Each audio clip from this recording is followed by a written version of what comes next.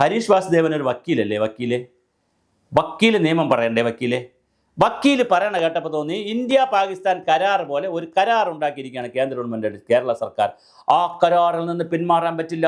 ആ കരാർ ഉണ്ടാക്കിയത് ഇവിടുത്തെ സകലവിധ ജനങ്ങളുമായി, ജനാധിപത്യ സംവിധാനമായതുകൊണ്ട് ഇവിടുത്തെ എല്ലാ ജനങ്ങളുമായി ചർച്ച ചെയ്ത് പിന്നെ അത് ക്യാബിനറ്റിൽ ചർച്ച ചെയ്യുന്നതിന് മുമ്പേ മന്ത്രിമാരുമായി മുഖ്യമന്ത്രിയുമായി, മന്ത്രിമാരുമായി, CPI-യുമായി, പൊതുജനങ്ങളുമായി, പഞ്ചായത്ത് രാജ് സ്ഥാപനങ്ങളുമായി, സ്റ്റേക്ക് ഹോൾഡേഴ്സ്, അദ്ദേഹം പറഞ്ഞ വാക്ക് സ്റ്റേക്ക് ഹോൾഡേഴ്സ് ഉണ്ടെന്നാണ്. സകല സ്റ്റേക്ക് ഹോൾഡേഴ്സുമായി ചർച്ച ചെയ്തിട്ട് ഒപ്പുവയ്ക്കണമെന്ന്.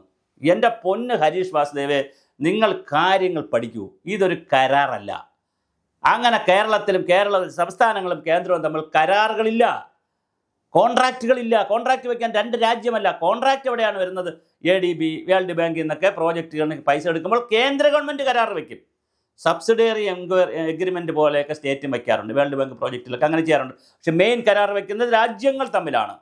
രാജ്യവും ADB-യും തമ്മിലാണ്. ADB-യും വേൾഡ് ബാങ്കും ഇന്ത്യ ഗവൺമെൻറ്റും തമ്മിലാണ്. അല്ലാതെ എടുക്കുന്ന രാജ്യവും തമ്മിലാണ്. ലോൺ എടുക്കുന്ന രാജ്യവും തമ്മിലാണ്. എന്നിട്ട് ഏത് സംസ്ഥാനത്തിന് വേണ്ടിയിട്ടാണോ രാജ്യം എടുക്കുന്നത് ആ സംസ്ഥാനത്തിന് സബ്സിഡിയറി എഗ്രിമെൻറ്റുകൾ വയ്ക്കും. പക്ഷെ മെയിൻ എഗ്രിമെൻറ്റ് വെച്ചിരിക്കുന്നത് അവിടെ രാജ്യവും സോവർണിറ്റി ഉള്ള രാജ്യവും വേൾഡ് ബാങ്ക് ADB-യും വേണ്ട. അതാണ് കരാർ.